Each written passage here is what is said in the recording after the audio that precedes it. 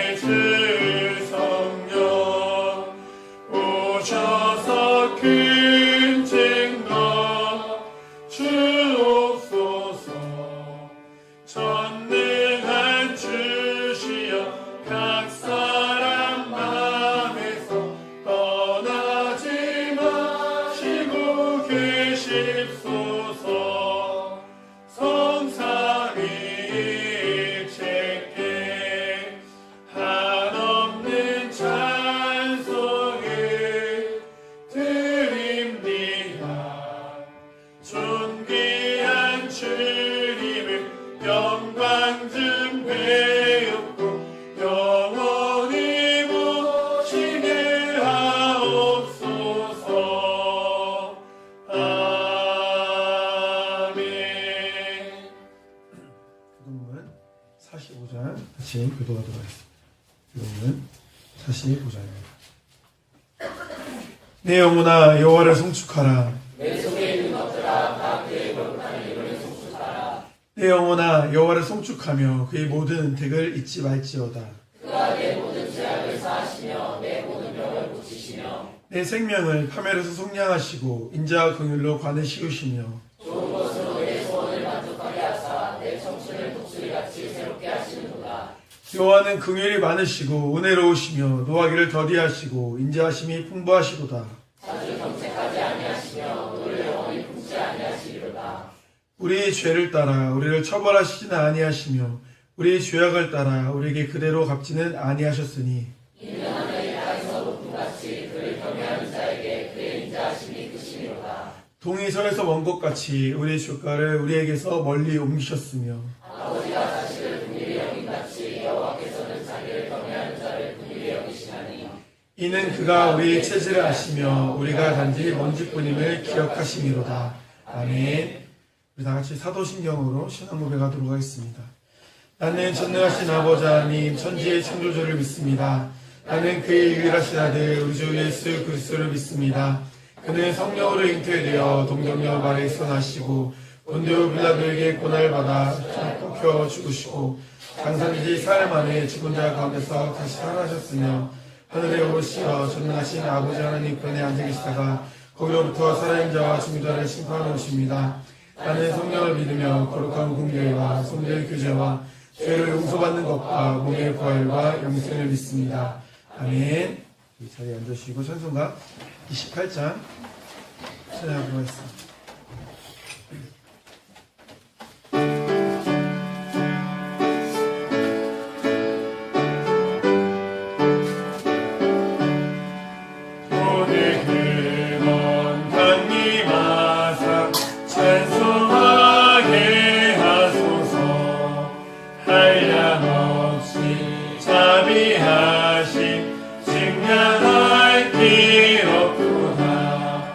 천사들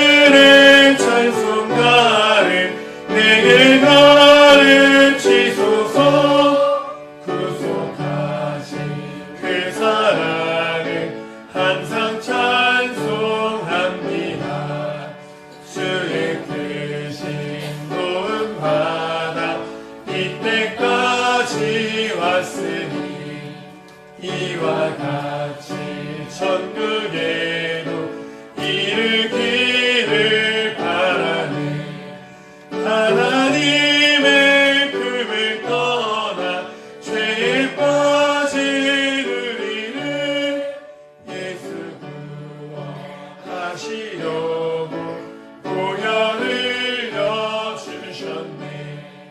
주의 귀한 은혜 받고 인생 빚진 자되네.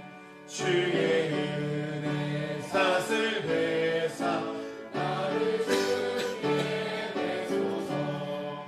우리 마음은 연약하여 범죄하기 쉬우니 하나님 받으시고 천국이 되시소서. 아멘. 시간 예배에서 윤리집사님께서 기도해 주시겠습니다.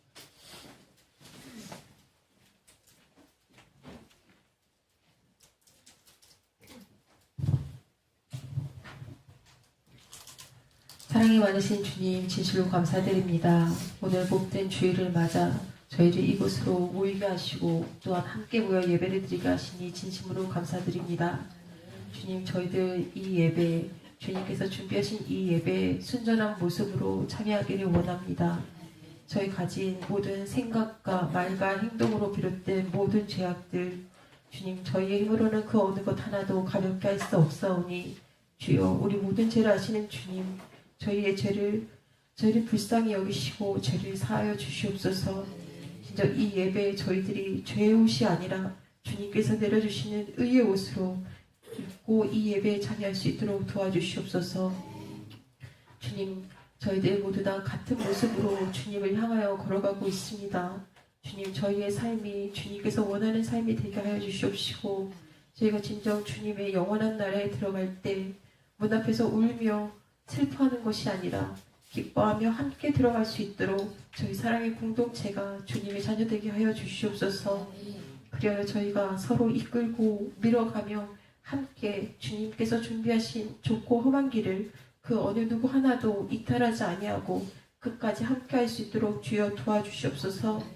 그리하여 주님, 저희 교회 안에 각각의 직분을 맡은 자들이 있습니다.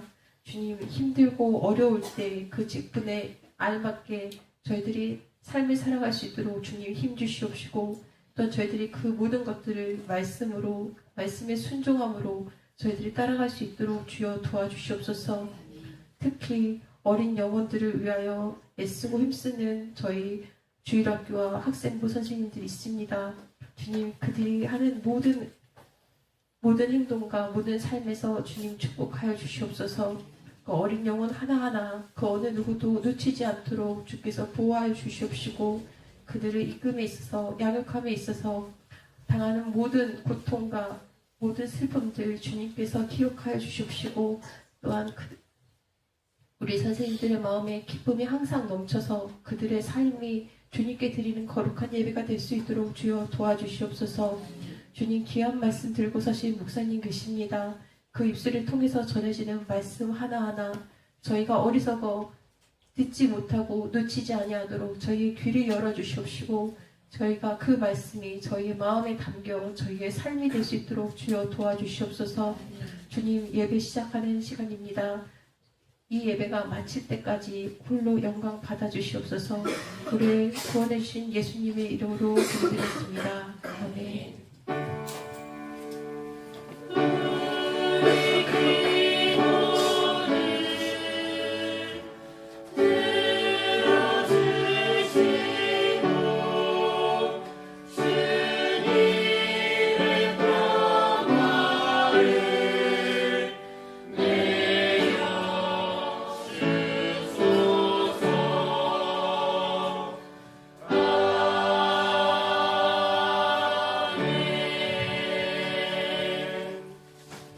시간 성관에 찬양하겠습니다.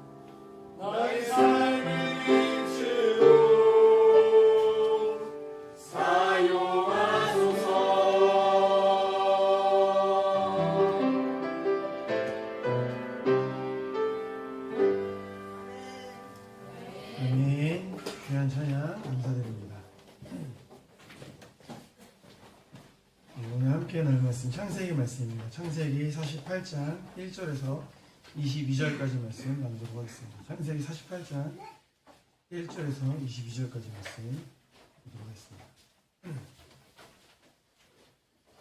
네, 이것도 라인별로 우리 공동하도록 하겠습니다.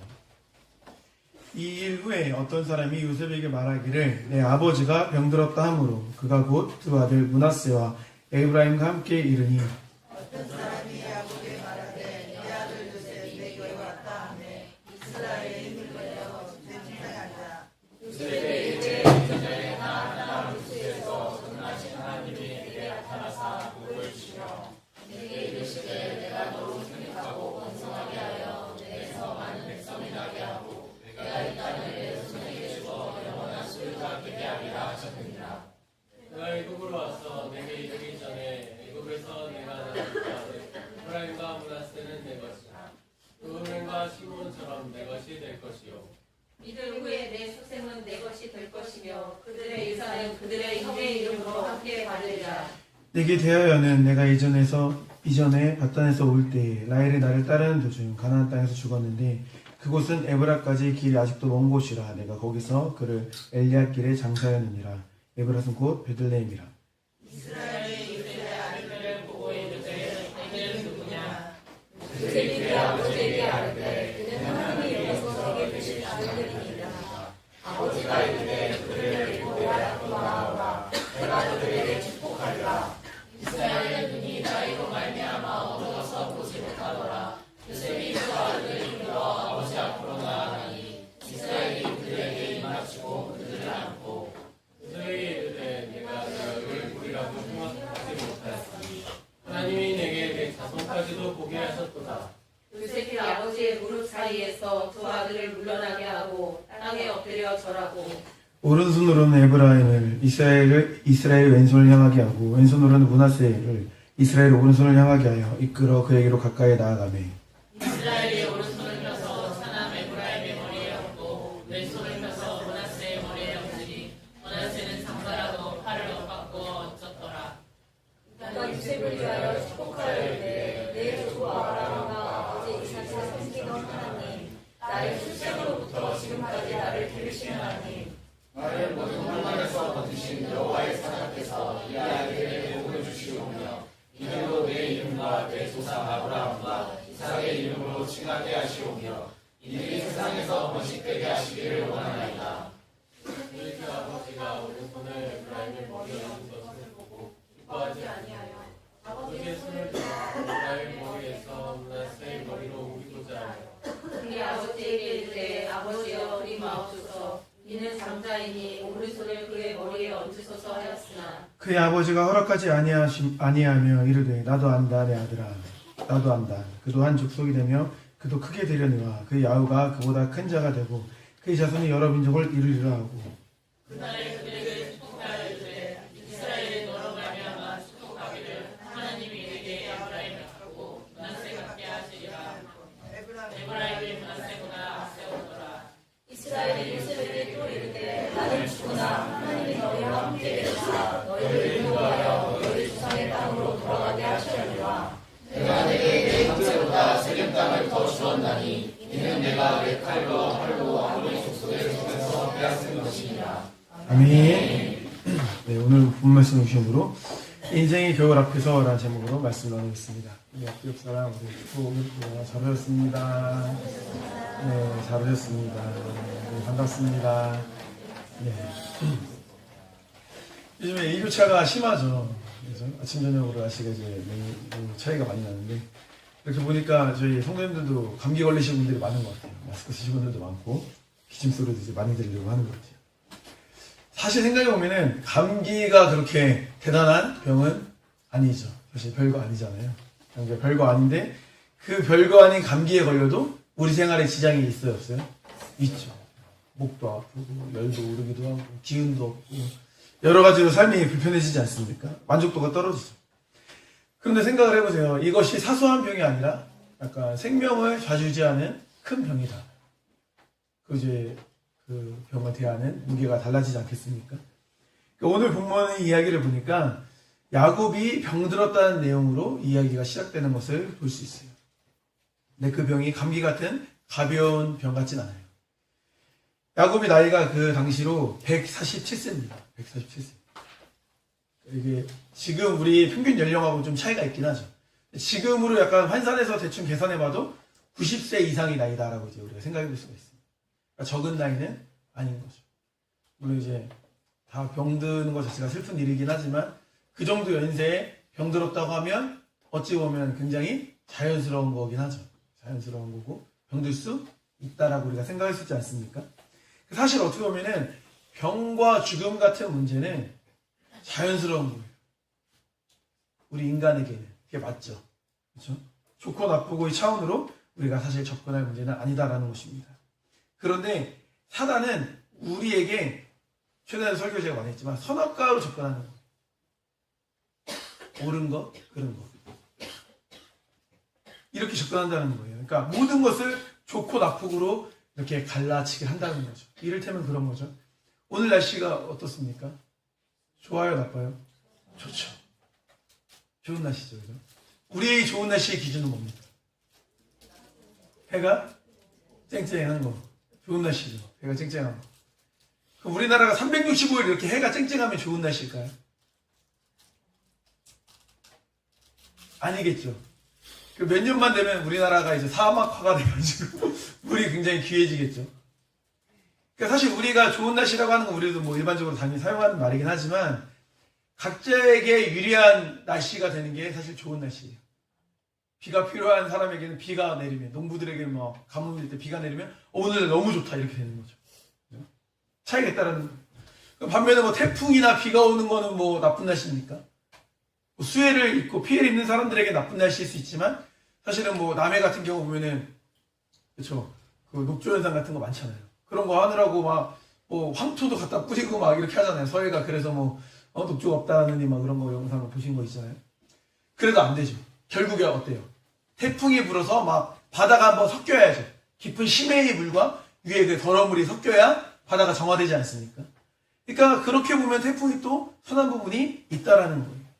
그러니까 이러한 관점, 세상에 바라보는 그러한 관점으로 우리가 모든 것을 바라보면 좋고 나쁘고로 갈라치가 될 수밖에 없다. 그게 아니라 하나님이 사용하시면 우리가 일반적으로 생각하기에 안 좋은 것도 선하게 사용될 수 있다는 것을 우리가 생각할 수 있어야 됩니다.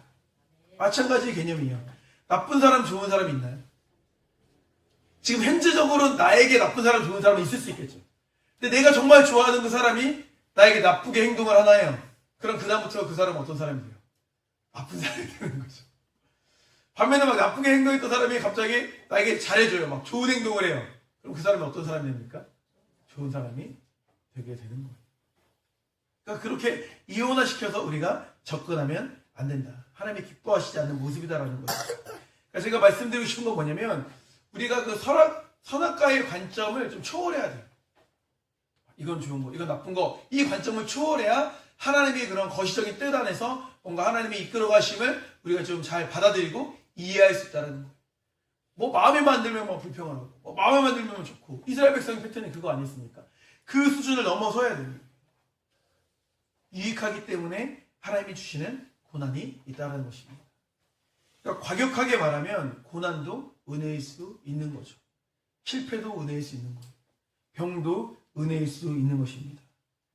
이런 말이 있거든요. 마귀도 병상에 있으면 천사가 된다. 이런 말이 있어요. 마귀도. 그만큼 이제 병이 주는 유익이 있다라는 말이죠. 그러니까 병이 무조건 나쁜 게 아닌 거예요. 그 안에 뜻이 있고 길이 있는 경우가 참 많습니다. 참 많아요. 심지어 죽음까지도 유익이 되는 경우가 있죠. 우리 대동강변에서 순교하신 토마스 선교사님이 없었다면 우리 민족이 이렇게 부흥화를 이룰 수 있었을까요? 물론 다른 도구를 사용하셔서 하셨겠죠. 하지만 그렇게 부름받은 사람이 그런 순교자들이 피가 있었기 때문에 우리나라가 이렇게 기독교적 국가로 세움받은 거 아닙니까? 마찬가지인 거예요. 마찬가지. 그게 있는 거예요. 그러니까 그 당시의 상황, 그 너무 꽃다운 청년의 앞길에 창창한 사람이 그냥 의미 없이 죽어간 그 모습만 보면 참담하고 처참하고 너무나 안타까운 죽음이지만 그 죽음을 하나님이 유익하게 사용하실 수 있다는 거예요. 하나님이 방법이시다는 것이죠. 그렇기 때문에 우리는 선악과의 생각에서 사로잡히지 않아요. 이걸 분별할 수 있어야 되는 것입니다. 보세요. 야곱이 병에 걸렸습니다. 야곱이 좋아요, 안 좋아요? 병 걸리면 좋았겠어요, 안 좋았겠어요? 안 좋았겠죠. 일반적 사람들은 그 나이에 병에 걸리면 두려웠을 거예요. 이제 내가 가야 되나? 이제 나 죽는 건가? 죽음을 무기력하게 기다렸을 것입니다. 하지만 야곱은 그렇게 하지 않았어요. 그는 여전히 하나님 앞에서 본인이 해야 될 일을 해요. 그게 멋있는 거예요. 병과 죽음을 선악의 관점으로 보지 않았다는 것입니다. 왜 나한테 이렇게 병을 주시지? 이렇게 접근하지 않았어요. 오히려 더 가치 있게 그 시간을 사용하는 것을 볼 수 있습니다. 그러니까 누구나 마주할 수밖에 없는 죽음이라는 인생의 겨울 앞에서 우리가 어떠한 인생을 살 것인지에 대해 우리는 집중할 수 있어야 돼요. 영원히 살 수 없으니까. 야곱 이야기를 통해서 그 부분에 대해서 오늘 말씀을 나누도록 하겠습니다. 인생의 겨울 앞에서 우리는 축복하는 인생을 살아야 돼요. 축복하는 인생을 살아야 돼요.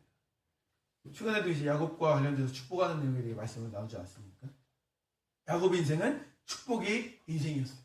기회만 닿으면 축복하는 인생이었습니다.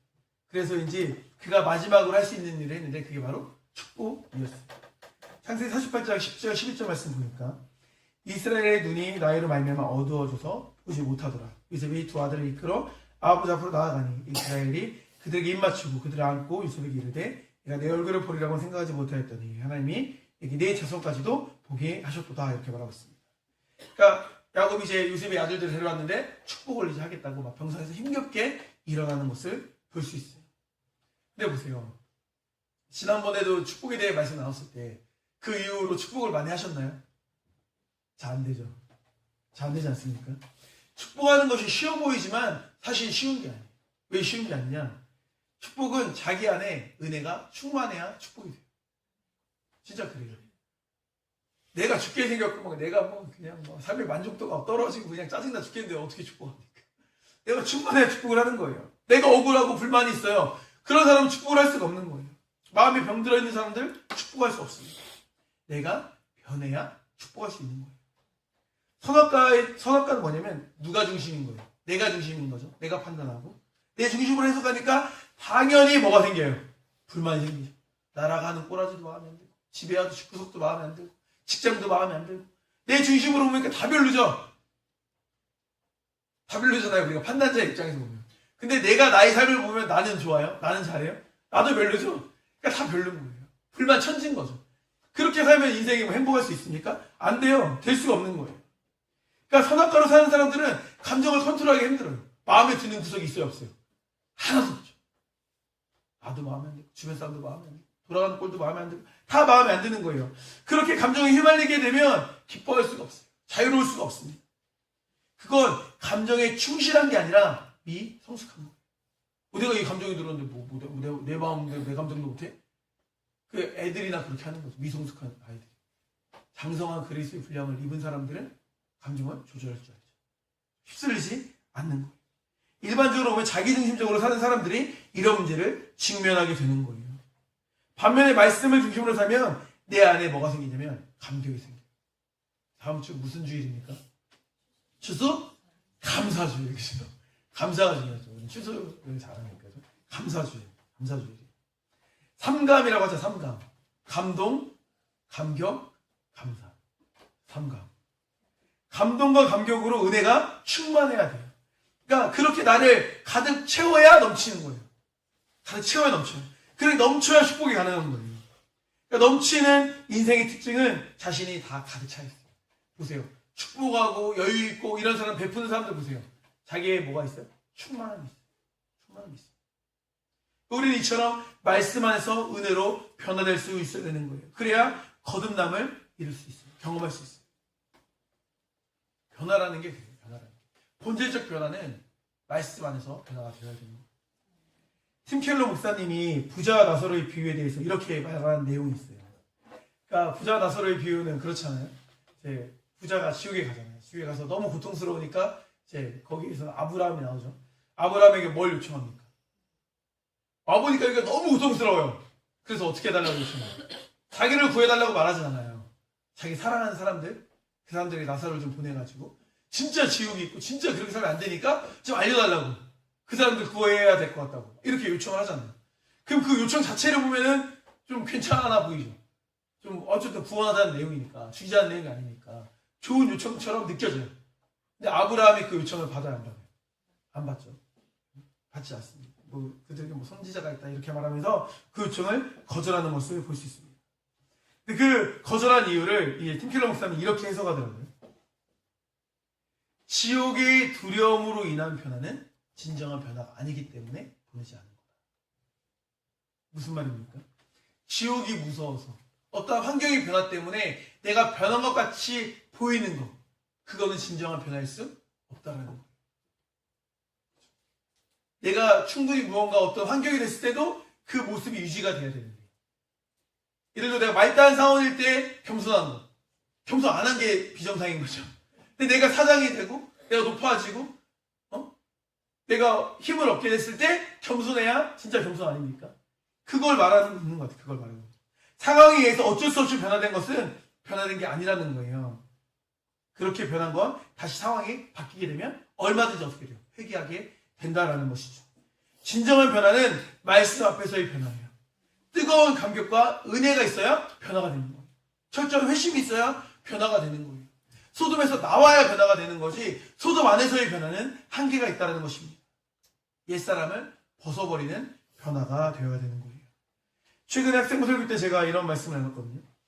우리가 주님 안에서 변화되어야 되는데, 변화를 넘어서 뭐가 돼야 된다?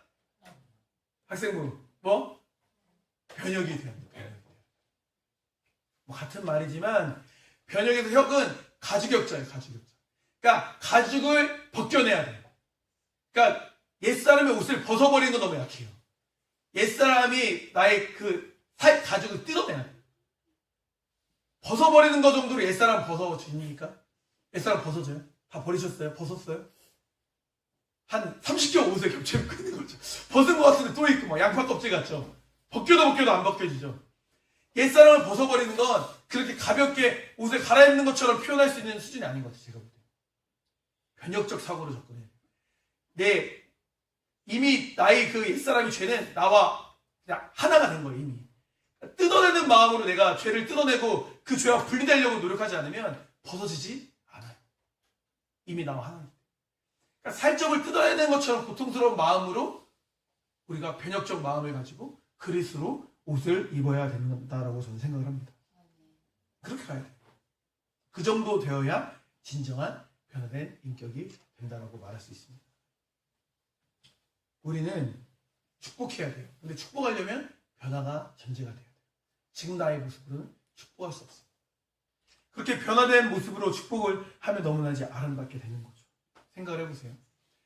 똑같은 자녀가 있는데 어떤 자는 맨날 욕을 먹고 자라는 자녀가, 어떤 자는 이렇게 사랑으로 축복을 이제 먹고 자라는 자녀가, 우리가 생각했을 때 어떤 자녀가 잘 자랄까요?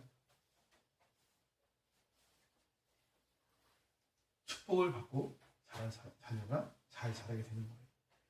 뭐 옛날에 그런 거 많았잖아요. 뭐 가게에 흐르는 저주를 뭐 끊어낸다 뭐 이런 거 많았잖아요. 그러니까 뭐 영적인 저주도 저는 있다고 생각하지만 사실 가장 큰 저주는 물려받은 생활 습관에 대한 저주라고 생각해요. 그러니까 기성세대들, 그러니까 뭐 저보다 더 윗세대들 생각하면 어릴 때 얼마나 부모님의 사랑을 우리가 받고 자랐어요. 부모님이 그냥 삼시세끼 주는 것만으로도 감사하고 재워주는 것도 감사했지. 부모님이 날 사랑하는 걸 너무나 느끼고 막 매번 안아주고 사랑한다 하고 막 이렇게 막 뽀뽀해주고 이렇게 자란 우리 저보다 윗세대 있습니까? 없죠? 없잖아요. 그냥 날 안 버리면 감사하고 날 사랑하는 거고.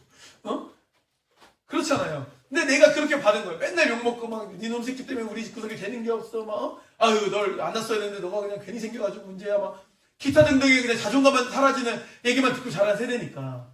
그러다 보니까 자녀들에게 그 사랑적 표현이 잘 나와요? 안 나와요? 안 나오죠. 내가 보기에 그냥 뭐라고 안 하고 돈 달라면 돈 주고 밥 주고 그냥 옷 사주고 재워주고 이러면 난 사랑한다는 개념이 있으니까 내 자녀에게 그렇게 베풀고 있는 거예요.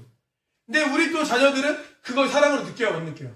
안 느끼죠. 낳았는데 이것도 안 해? 당연히 의무시고 이게 뭐 사랑이고 이거 내야지 뭐 낳지 말든가. 이게 요즘 친구들의 생각이죠. 그러니까 사랑으로 부모님이 나를 이렇게 사랑해서 너무 감사하다 이런 생각 안 해요. 뭐 지가 좋으니까 뭐 낳는데 뭐 해줘야지. MZ사고는 그거예요. 책임질 거 아니에요. 왜? 이렇게 하는 거거든요. 사랑의 방법이 다른 거. 전달이 돼야 안 돼요. 안 됩니다. 그들이 느끼도록 전달해줘요. 나도 받은 게 이만큼인데 왜 내가 이만큼 해야 되지? 그렇게 생각하면 안 돼요. 난 이만큼밖에 안 받았으니까 이만큼밖에 안 하겠다? 그게 아니에요. 흐르는 저주를 끊으려면, 흐르는 안 좋은 가정의 문화를 끊으려면 내가 바뀌어야죠. 누구 한 명이 바뀌어야죠. 끊어야죠. 그래야 이게 단절이 되는 거지. 계속 답습해서 오면 돼요. 군대의 부조리가 바뀌고 있잖아요. 그래서 바뀌고 있다고 저는 듣고 있거든요. 그게 부조리가 바뀌려면 누군가는 문화를 바꿔야 돼요. 옛날에 막 이렇게 때렸던 게 바뀌고, 옛날에 막 빨래 시켰던 게 바뀌고, 뭔가 부조리가 끊어져야 그다음부터 후대로 갈수록 누군가 손해보는 세대가 있는 거죠. 나는 막 이렇게 고참들을 섬겼는데 나는 그 섬김을 받지 않고 그냥 각자 하는 걸로. 누군가 손해를 봐야 돼. 그 손해보는 세대가 있어야, 손해보는 기수가 있어야 그다음부터 그게 안 흘러가는 거잖아요. 마찬가지인 거예요. 가정에서도 내가 이렇게 사랑받지 못하고 잘하는데 난 이 정도면 잘하는 거 아닌가? 나도 힘든데? 그렇게 이제 자기중심적으로 생각하면 절대 자녀들을 사랑으로 키울 수가 없다는 거죠. 축복으로 나아가는 자세가 필요하다라는 것입니다. 제가 고등학교 때 읽었던 책인데 읽으면서 이제 야자 때 읽었어요. 야자 때 책을 읽는 게 아주 책이 맛있어요. 공부하기 싫으니까. 평소에 책도 안 읽으면서 야자 때는 막 책이 잘 읽혀지거든요. 친구가 갖고 왔던 책이었는데 아마 읽어보신 분도 많으실 거예요. 가시고기라는 책이었거든요. 되게 짧은 책이어가지고. 그 내용이 이제 뭐 백혈병에 걸린 아들이었던 것 같은데 아들이 있고 이제 아버지가 이제 이혼한 가정에서 저도 잘 기억은 안 나요. 아버지가 이제 그 자녀를 잘 이렇게 돌보는 그렇게 내용이라고 볼 수가 있는 거죠. 가시고기 책 제목 그 가시고기가 그렇대요. 엄마가 알을 낳고 엄마는 사라져버린대요. 그럼 이제 아버지가 그 알을 케어하는 거예요. 그럼 이제 막 알을 돌보는 거죠. 그러면 이제 물고기들이 이제 알 먹으려고 오는 애들이 있을 거 아니에요. 막 그래. 그 물고기랑 싸우면서 그 알을 잘 지켜낸다는 거죠. 그렇게 잘 지켜내가지고 이제 알이 부화해가지고 새끼 이제 물고기 되면 이제 아빠가 아빠 물고기하고 너무 행복하게 잘 살면 좋은데 그 새끼 물고기들이 이제 먹을 게 없으니까 아버지가 자기 몸을 이제 희생시킵니다. 나를 이제 먹을 수 있게. 뭐 어떤 글마다 보니까 다르더라고요. 뭐 바위에 머리를 박아서 자기가 일부러 죽어가지고 뭐 먹게 한다는 얘기도 있고 아무튼 그런데 자기를 뜯어 먹어요. 물고기가. 다 뜯어 먹은 다음에 먼 바다로 떠난대. 그냥 아버지는 이제 덩그러니 이제 시체로 넣는 거죠. 그걸 이제 제목을 그렇게 한 건데 소설 내용도 실제로 그래요. 아들 백혈병을 고치기 위해서 막 온갖 힘을 다해서 모든 걸 다해서 고쳐주고. 근데 그렇게 이제 하는 과정에서 자기도 본인도 간암인가 암에 걸린 걸 발견해요. 그러다가 이제 어차피 그럼 나는 이제 자기 치료는 그냥 뒷전으로 하고 아이를 고치는 거에 이제 올인한 것 같아요. 그래서 이식자가 나왔나 뭐가 나왔는데 돈이 부족한 거 그래가지고 각막까지 마지막에 이제 팔고 이렇게 해서 나중에 이제 뭐 유학을 프랑스로 유학 보내고 엄마랑 같이 살 수 있도록 이렇게 세팅을 해줘요. 그러면서 막 자기를 그리워하지 않을 수 있고 막 정도 떼고 막 하여튼 그런 막 눈물을 흘리지 않을 수 없는 그 막 그게 있어요. fu성이가 막 느껴지는 막 그런 게 있거든요. 그렇게 되는 그런 이야기예요. 제가 이 말씀 드리는 건 뭐냐면 이 가시고기와 같은 마음이 저는 우리 부모님들에게 다 있다고 생각을 해요. 다 있다고 생각합니다. 그러니까 그 가시고기와 같은 그 마음이 있는데 그 마음이 이제 세상적인 것으로만 너무 우리가 치중되어 있다는 거죠. 자녀를 축복하기 위해서는 우리는 기꺼이 가시고기가 돼야 돼요. 내가 받은 은혜, 나의 축복, 나의 살을 이루고 있는 그 축복과 은혜를 자식들이 뜯어먹어요. 내가 받은 은혜. 그 은혜로 자식들이 은혜 받을 수 있게, 잘할 수 있게 해줘야 돼요.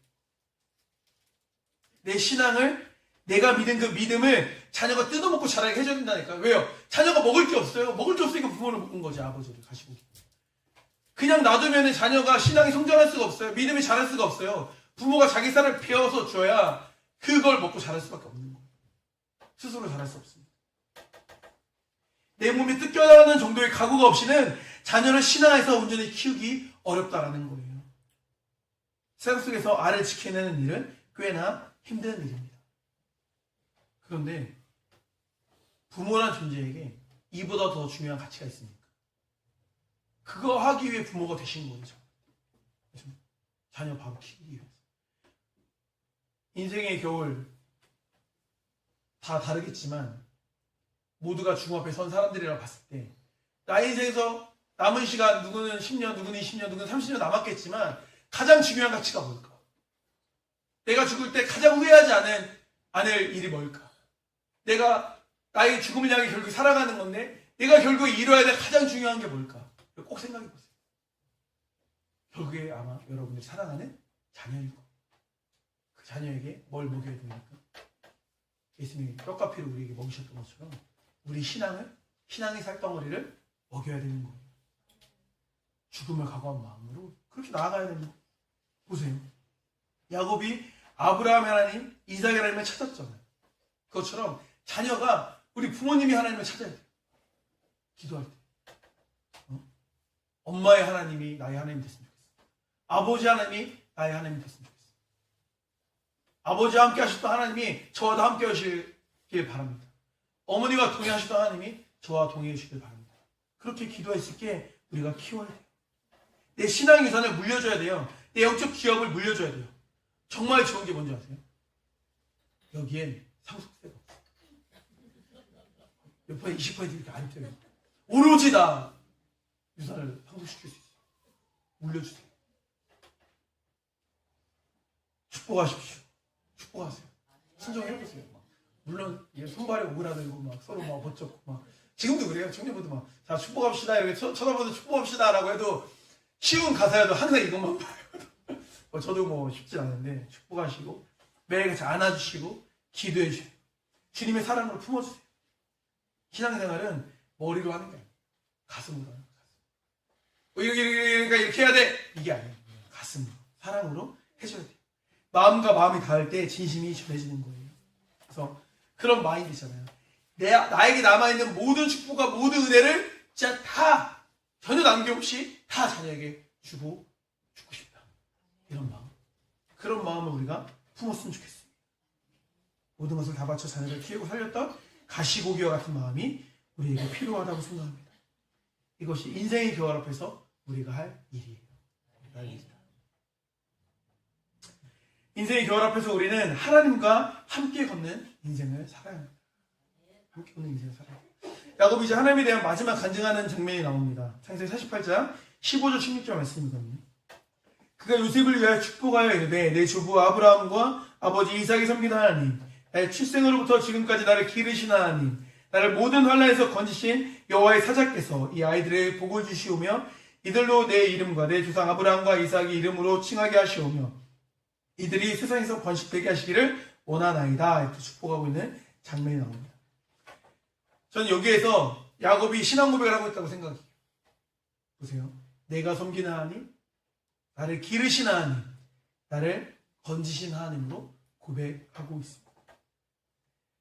먼저 내가 섬기는 하나님, 그러니까 아브라함과 아버지 이삭이 섬기는 하나님에 대한 내용을 한번 여기서 섬기는 하나님이라는 표현을 보면은 이 표현이 아브라함과 이삭이 되게 하나님을 잘 섬기고 하나님을 되게 잘 받들었다라는 느낌의 뉘앙스가 사실 있잖아요. 그런데 어원을 보면은 히브리어로 할라크라는 단어예요. 할라크라는 단어인데 이거 사실은 걷다라는 의미예요.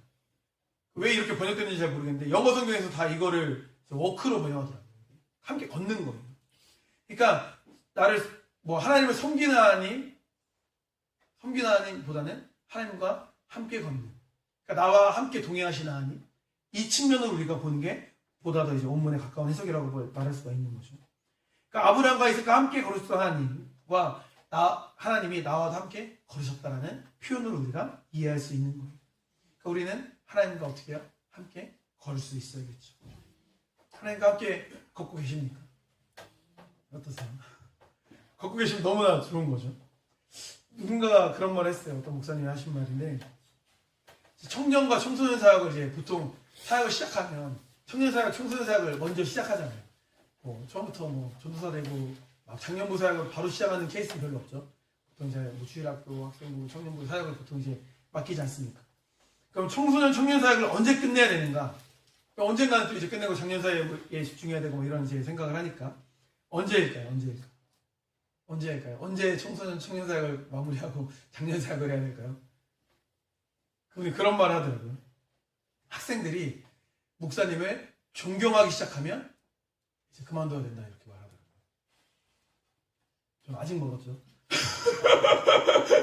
전 아직 모를 것 같은데 존경하기 시작하면 그만둬야 된다. 이게 어떤 의미냐면, 그러니까 청소년, 청년 사역은 학생들이 목사님을 좋아해야 된다는 거예요. 좋아하면 존경하기 좀 어렵잖아요. 함께 지내고 함께 걸어야 된다는 거예요. 함께 동행하고 함께 사역하는 그런 분위기로 이런 사역을 감당해야 된다. 이런 취지로 이제 말씀을 하셨던 것 같아요. 그러니까 우리는 하나님을 우리가 경외하고 존경하고 높여드리지만 하나님과 함께 걸어야 돼요. 그러면 하나님은 어떻게 해야 돼요? 좋아해야 돼요. 전 이걸 많이 느껴요. 어떻게 느끼냐면 여러분은 여리고를 멈추신 분도 많겠지만 우리 청년부는 이제 일주일에 한 번씩 두리고라고 해서 걸어요. 7바퀴를 걷게 되는데 항상 뽑기를 합니다. 뭐 별것도 아닌데 뭐 뽑긴 하나라고 하지만 나름대로 치열해요. 뽑을 때 감정 교차가 굉장히 재밌습니다. 누군가는 기쁨의 웃음을, 누군가는 어두운 표정을 너무 좋은 사람, 그냥 그럭저럭 그냥 걸을만 하는 사람, 이 사람은 좀 피했으면 좋겠는데 하는 사람. 이게 진짜 매주 하는 건데 매주 표현이 다양해요. 여기서 확실한 건 뭐냐면 내가 좋은 사람과 함께 걷고 싶어요. 정확합니다. 이해되세요? 우리가 하나님이 좋아야 함께 걷고 싶은 거예요. 하나님은 우리 또 사랑하시고 항상 우리를 좋아하시겠지만 좋아해야 돼요. 그러니까 하나님과 동행해야겠다, 하나님과 함께 걸어야겠다라는 건 하나님을 더 사랑해야겠다, 하나님과 더 함께하고자 하는 마음이 있어야겠다, 더 보고 싶어야겠다, 이런 마음이 있어야 사실은 함께 걷는 게 가능한 거예요. 걸어야지라고 되는 게 아니라 하나님 항상 생각하고 하나님이 내 곁에 항상 계시는 것 같고 자꾸 하나님을 묵상하고 뭔가 하나님을 떠올리고 더 예배를 사모하고 이렇게 해야 함께 걷는 게 되는 거지. 그냥 저 동행하고 있는데요 라고 이제 선언적으로 말한다고 걷는 게 아니라 하나님을 더 사랑할 때 함께 걸을 수 있게 된다는 것입니다. 그렇게 될 때 우리가 성공한 인생을 살 수 있는 거예요. 그 다음 표현은 기르신 하나님이거든요. 기르신 하나님. 이 기르신다라는 이 표현은 목축할 때 쓰는 표현이에요. 다윗이 보통 이런 표현을 많이 쓰죠. 시편 같은 거 보면은 우리 돌보시고 기르신다라는 표현을 많이 사용하지 않습니까? 근데 다윗이 한 표현들은 사실은 그런 약간 관용적인 표현이 아니에요. 수식어가 아니에요. 진짜 자기가 경험했던 그 경험에서 우러나온 고백이에요. 그러니까 이를테면 그런 거예요. 예를 들어 다윗이 어떻게 고백해요? 주님은 나의 산성이시오, 나의 요새시오, 주님 나의 소망 되시고 나의 힘 되시고 그런 고백을 하지 않습니까? 생각해보세요. 다윗에게 하나님은 언제 산성이었을까? 아마 골리앗과 싸우려고 나갔을 때 산성되어서 승리하게 하신 게 아닌가. 다윗에게 하나님은 언제 요새였습니까? 사울이 다윗을 죽이러 쫓아왔을 때 죽음에서 건져주셨어요. 다윗에게 하나님은 언제 소망이었을까요? 아들이 압살롬의 반란을 일으켜서 도망갈 때 어떻게 도망갔어요? 맨발로 도망갔어요. 맨발로 도망갈 때 얼마나 처참합니까? 얼마나 막 사람들이 비웃고 막 저주하고 얼마나 비굴해요. 근데 그때 유일한 소망은 누구였어요? 하나님이었죠. 소망 없을 때 우리 소망 되어주시는 분이 하나님이시고 하나님이 이처럼 우리를 기르시는 분이시다는 거죠. 내가 지금 이 자리에 존재하는 것 자체가 사실 그 사실을 증명해 주는 거예요. 우리는 홀로 존재할 수 없는 인간들입니다. 첫 번째 표현과 두 번째 표현은 함께 동행하고 기르시는 하나님이에요. 그리고 마지막 표현은 건지시는 하나님이십니다. 건지시는 하나님. 말씀해 보니까 환난에서 건져주셨다 이렇게 고백하고 있는 내용이 나와요. 환난에서 건져주셨다. 근데 이것도 사실은 원문으로 보면 환난이 아니라 악이야. 그 단어 자체가.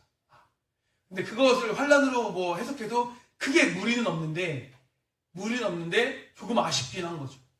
왜냐면 환난이라는 게 무조건 100% 악이냐 이렇게도 볼 수가 없어요.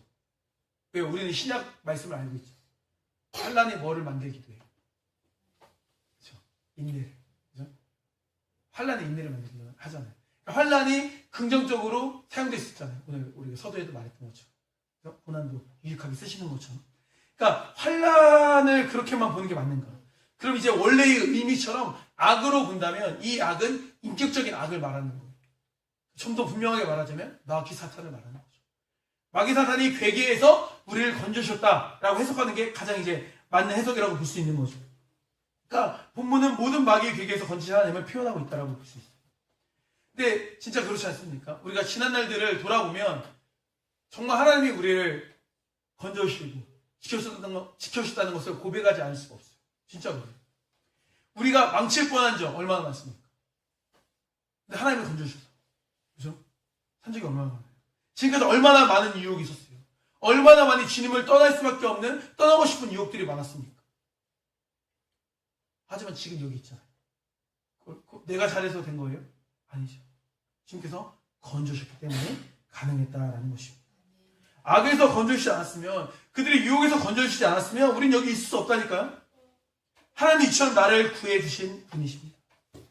우리는 그 보이지 않는 하나님을 봐야 돼요. 근데 그 하나님을 어떻게 봅니까? 어떻게 봅니까? 바람이 눈에 보입니까? 안 보이죠. 바람을 확인할 수 있는 방법은 뭐예요? 우리가 깃발이 되면 됩니다. 깃발이 됩니다. 내가 깃발이 되면 바람이 보이는 거예요. 내가 깃발이 되면 바람 부는 걸 느낄 수 있는 거예요. 세상 사람들은 하나님을 보지 못하거든요. 하지만 하나님의 백성들은 그 능력으로 승리하는, 하나님의 백성들이 그 능력으로 승리하는 모습을 보여주면, 우리 그리스도인들이 깃발로 나부끼는 걸 보여주면, 그걸 통해서 하나님이라는 존재가 살아있는 거구나, 살아계신 하나님이구나를 느낄 수 있게 된다는 것입니다. 우리는 하나님의 깃발이 되어야 돼요. 승리 깃발이 되어야 합니다. 이스라엘 백성들이 아말렉과 전투했던 장면을 생각해 보세요. 굉장히 힘겨운 전투였어요. 그냥 쉽게 이긴 전투가 아닙니다. 그냥 여리고성 돌았다고 무너지고 이런 전쟁이 아니었어요. 치열한 전쟁이었거든요. 그랬기 때문에 이제 모세가 중보기도 막 손을 올렸을 때는 전쟁에서 이기고, 손 힘들어서 내려오면은 막 밀리고 막 이랬잖아요. 그만큼 치열했던 전쟁이었어요. 근데 그 전쟁이 다 마치고 나서 모세가 제단을 쌓았어요. 제단을 쌓고 예배를 드립니다. 출애굽기 17장 15절 말씀 보세요. 모세가 제단을 쌓고 그 이름을 뭐라고 했습니까? 여호와 니시라고 고백합니다. 여호와 니시. 여호와 니시가 뭡니까? 하나님이 나의 깃발 되신다, 나의 승리 되신다라는 고백인 거예요. 그러니까 우리 한 사람 한 사람이 그런 승리의 깃발이 되어야 돼요. 우리 사랑교회가 인원은 적지만 우리가 다 승리의 깃발이 되어서 세상 가운데서 우리가 나붙기게 된다면 역사는 일어나는 거예요. 별거 아닌 거잖아요. 왜 옛날에 전쟁할 때 보면 다 장대에 막 깃발 나붙이고 막 가잖아요. 왜 힘들게 차라리 그냥 힘을 보존해서 싸우는 게 더 이득인 것 같아요. 왜 이렇게 저렇게 막 장대 깃발을 저렇게 하나. 근데 군대에서나 이럴 때 막 하다 보니까 그게 막 그 기세가 있어요. 기세. 막 이렇게 나붙이고 응원할 때 막 이렇게 나붙이는 게 그냥 헛짓이 아니라 그 기운이 있어요. 기운. 기세거든요. 지금 사랑교회 영적 기세가 좋아요, 안 좋아요? 좋지 않아요. 기세가 타올랐을 때 가는 거예요. 달리는 말에 올라타는 거잖아요. 기세가 좋죠. 깃발을 나붙여야 돼요. 승리 깃발을 한 사람 한 사람 나붙이다 보면 우리 사람교회 전체가 승리 깃발을 나붙이게 되는 거죠. 그런 마음을 가지고 나아가야 돼요. 그래서 나를 통해 하나님이 증명되는 인생을 우리가 살 수 있어요. 하나님 증명시키는 삶을 살아야 돼요. 이것이 인생의 교활 앞에서 우리 선택이 돼요. 내가 어떤 인생을 할 것인가. 선택이 돼요. 우리는 선악과 인생을 살면 안 됩니다. 내 중심을 내려놔야 돼요. 내 마음대로 스스로의 감정에 휘둘림을 당하는 건 어쩌면 사실 교만일 수도 있어요. 여전히 내가 주인 됐기 때문에. 우리는 겸손하게 순종과 신뢰로 나아가야 됩니다. 순종할 건 순종하고, 도저히 순종할 수 없는 건 어떻게 하라고 했죠? 신뢰하고 믿고 나아가라고 했잖아요. 맡기라고 했잖아요. 이후에 오늘 본말씀 이후에도 또 있어요. 안수한 장면이나 이런 내용이 좀 있는데, 그거는 이제 여기에 오늘 본문에 다루지 않고 금요철학 때 잠깐 나누도록 할게요. 기대되시면 금요철학 오시면 됩니다. 금요철학 오시면 돼요. 네. 그렇게 우리가 변화돼야 돼요. 그래서 축복하는 인생이 되어야 돼요. 가시고기 사랑은 저는 결국에 이게 아가페 사랑인 거예요. 아가페 사랑. 인간이 아가페 사랑을 흉내낼 수 있는 건 사실 부모의 사랑밖에 없어요. 연인 사이, 부부 사이도 아가페 사랑을 과연 흉내낼 수 있을까요? 부모 사랑만이 거의 가능하지 않을까 생각합니다. 주님을 닮아갈 때 그래도 비로소 아가페 사랑과 유사한 유사품이 그런 숭고한 사랑을 우리도 흉내낼 수 있죠. 요즘 표현으로 말하면 대무판 사랑이라도 할 수 있는 거죠. 하나님의 사랑을 온전하게 우리가 흉내낼 수 없지만 그래도 아가페 사랑할 수 있는 우리가 돼야 됩니다. 그리고 나와 함께 걸으시는 하나님을 신뢰해야 돼요. 나를 기르시고 건지시는 하나님을 의지해야 됩니다. 우리가 하나님을 들어있는 승리의 깃발이 될 수 있어야 돼요. 하나님의 말씀을 붙들고 살아가는 인생이 될 때 후회하지 않는 인생이 될 수 있습니다. 그렇게 우리에게 남은 시간을 가장 가치 있게 쓰는 것이 무엇인지를 잘 생각하고 거기에 남은 인생을 걸 수 있는 우리 사랑교회 성도님 되시기를 주님을 축복합니다. 기도하시겠습니다. 아버님 감사드립니다. 야곱은 병에 걸렸습니다. 이제 남은 인생이 얼마 없었습니다. 그 상황 가운데 야곱이 선택한 것은 축복이었습니다. 그걸 하나님에 대한 고백이었습니다. 그 야곱의 발자취를 우리도 따라가길 원합니다. 사람마다 우리에게 남은 인생이 얼마인지 우리 알지 못합니다. 하지만 모두에게 겨울은 찾아옵니다. 누구는 봄일 수 있고 누구는 여름일 수 있고 누구는 가을일 수 있지만 모두가 다 겨울은 준비해야 합니다. 오늘 말씀을 통해서 내가 어떻게 겨울을 준비하며 살아갈지, 이 땅에서 삶이 끝나고 났을 때 내가 그 이유는 어떻게 바라보며 나아가야 될지를 우리가 꿈꿀 수 있는, 그래서 이 땅에서 주어진 그 삶을 어떻게 아름답게 잘 마무리할 수 있을지를 생각하며 살아가는 우리 모두가 될 수 있도록 주여 인도하여 주시옵소서. 감사드립니다. 사랑하는 예수 그리스도의 이름으로 기도드립니다. 아멘. 네, 원래 이 봉헌 찬송을 사실 주중에 설교 준비할 때는 표대를 향하여를 하려고 했어요. 다 좀 적어놨었는데 금요철학 때 우리 유지 기사님 인도하실 때 요 이유 있음을 묻네 찬양을 딱 들은 가사가 더 이게 적합하다. 제가 이 말씀 드리는 이유는 제가 이 노래 잘 못 부른다. 여러분들은 앞부분이 잘 익숙해지지가 않더라고요. 그래서 도움들을 요청했습니다. 네, 섬겨주실 거고요. 이 가사를 생각하시면서 봉헌에도 집중하시지만 이 가사에 또 은혜되는 시간 되었으면 좋겠습니다. 네, 같이 고백하도록 하겠습니다.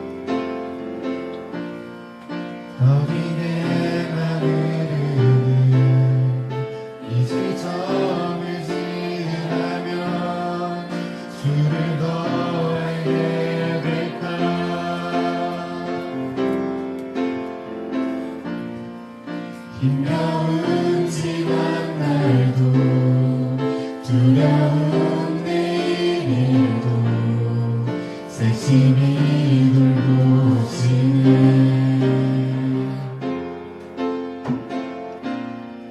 하나님의 시간은 변함없이 신실한 이유 있음을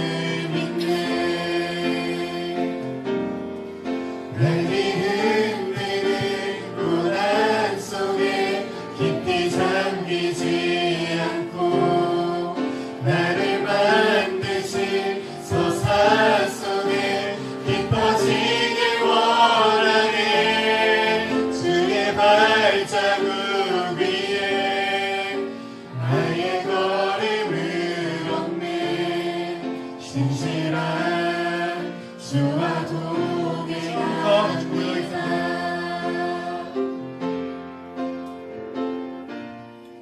어느덧 다가오는 모든 삶의 숙제에 어떤 답을 써갈까.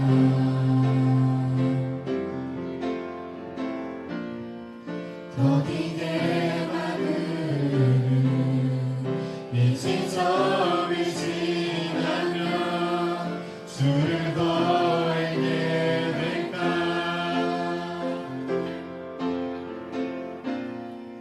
힘겨운 지난 날도 두려운 내일도 세심히 돌보시네.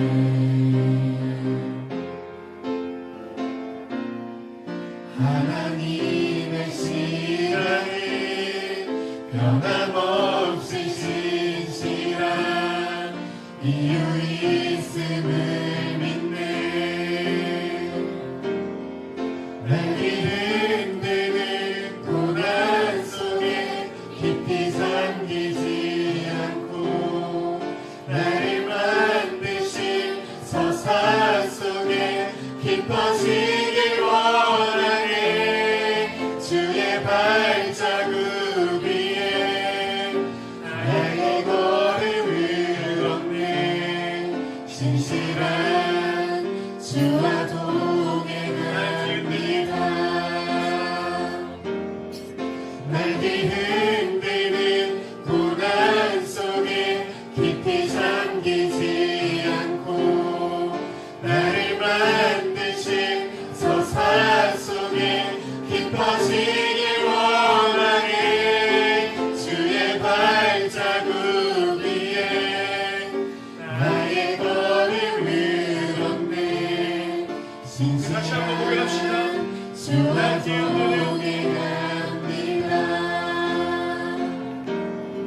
날개 흔드는 고난 속에 깊이 잠기지 않고 나를 만드신 서사 속에 깊어지길 원하네. 주의 발자국 위에 나의 걸음을 얹네.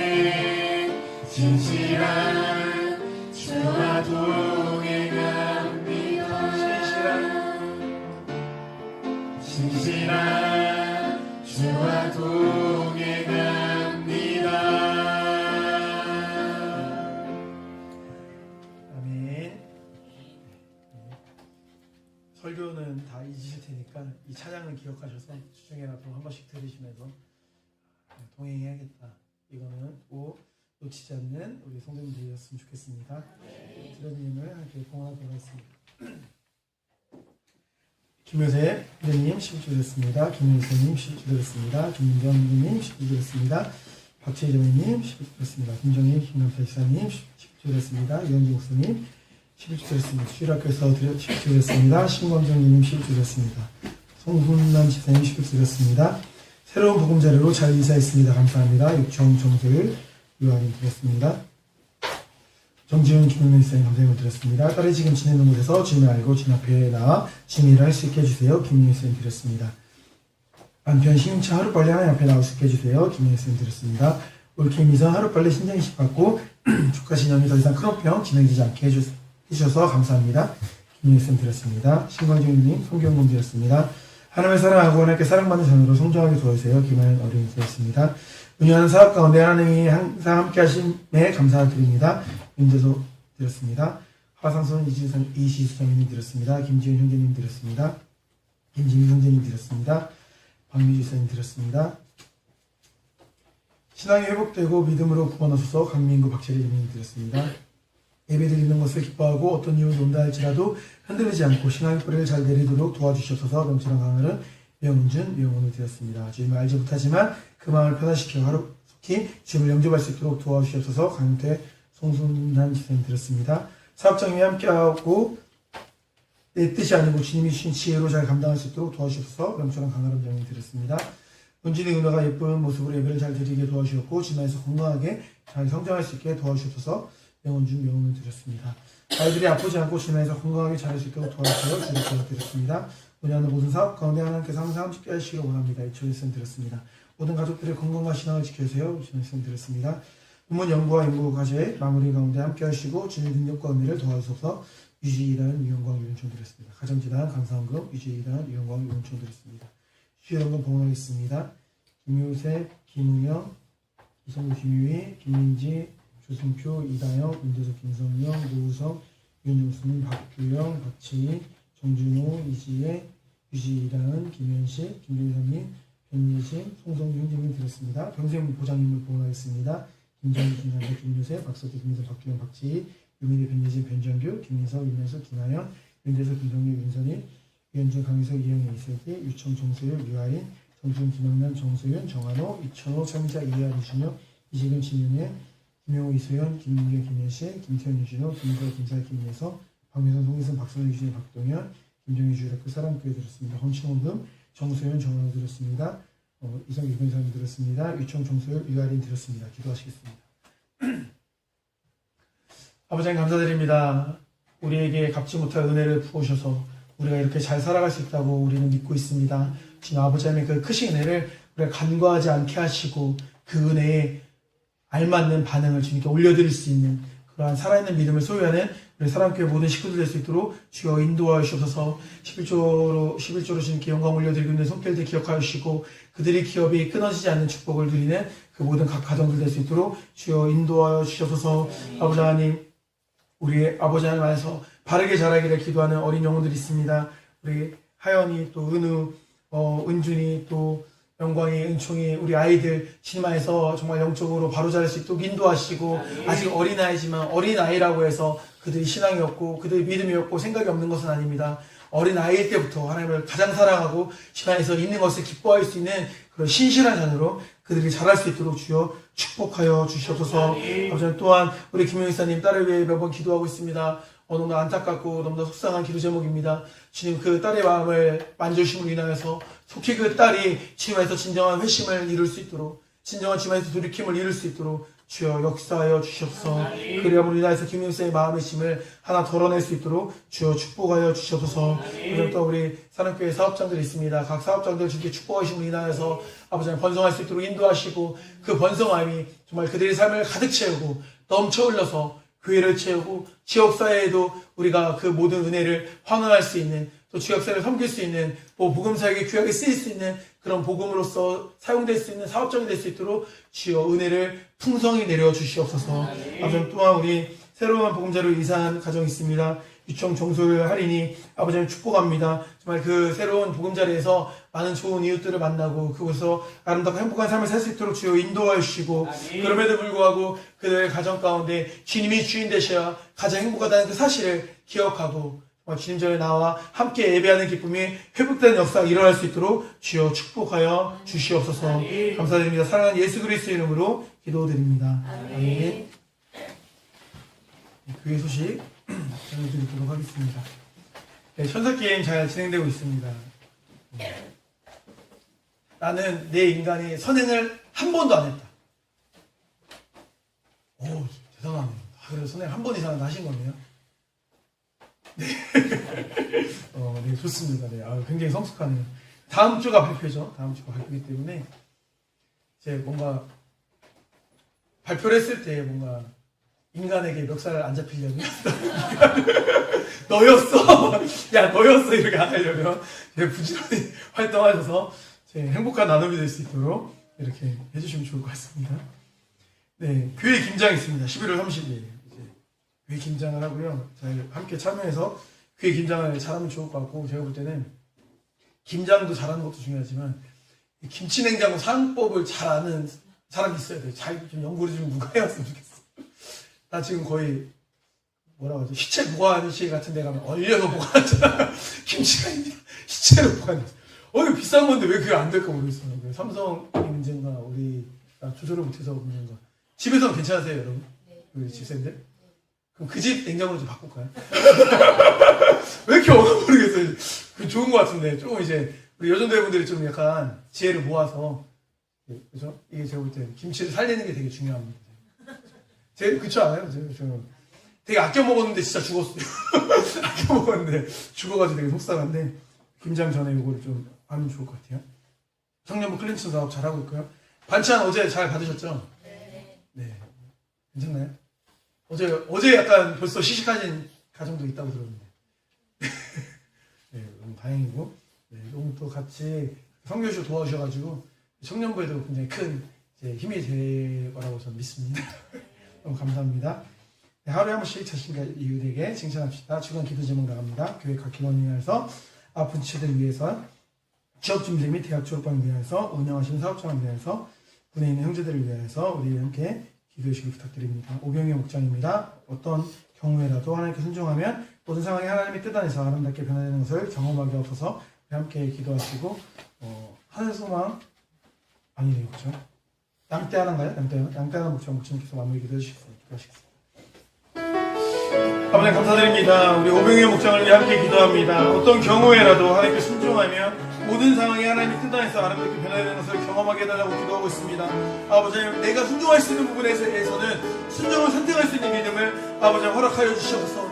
그 순종이 되지 않는 그런 절대적인 상황, 절대적인 어려운 상황이라면 그것을 믿음으로 결단하고 하나님을 신뢰하며 나아갈 수 있는 그렇게 하나님과 동행하는 길을 선택할 수 있는 그런 믿음의 오병의 목장이 될 수 있도록 주여 축복하여 주시옵소서.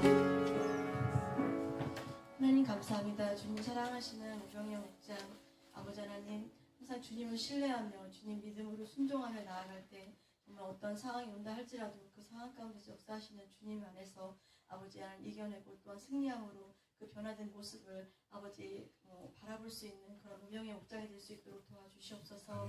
그래서 아버지 주변에 나아갈 때 정말 주님 안에서 그 목장이 성장할 수 있도록 도와주시고 목장원들 하나하나가 주님 안에서 든든히 서갈 수 있도록 인도하여 주시옵소서. 이를 위해서 기도하시는 김미선 집사님을 영과육을 강건하게 지켜주시고 그 가정이 주님 안에서 아버지 평안할 수 있도록 주님께서 축복하여 주시옵소서. 감사를 드리며 예수님의 이름으로 기도했습니다. 네, 성미로 성교신 분들입니다. 김감사 시사님, 유태희 시사님, 지금자님 감사드립니다. 금주 말씀 묵상하도록 하겠습니다. 시작. 무기를 패하는 어떤 사람들의 습관과 같이 하지 말고 오직 권하여 그날에 가까울 것으로 더욱 고려하자. 우리서 10장 25절 말씀. 아멘. 사람 귀시침하도록 하겠습니다. 하나, 소망이 일어나는 교회. 둘, 사랑의 수고라는 교회. 셋, 이름의 역사가 일어나는 교회. 아멘. 다 같이 일어나셔서 1장 찬송 부르시고 축도로 여행하시도록 하겠습니다.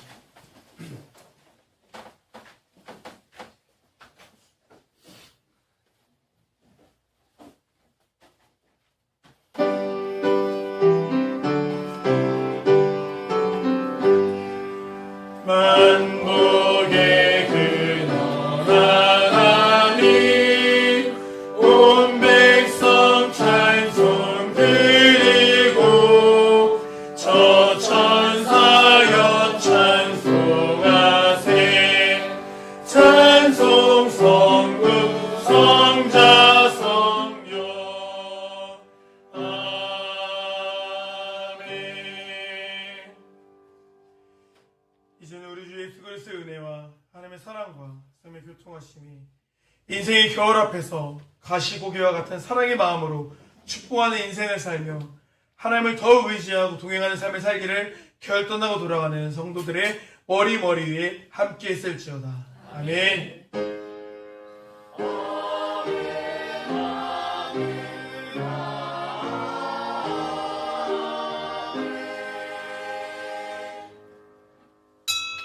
이것으로 주로 은혜를 마치겠습니다.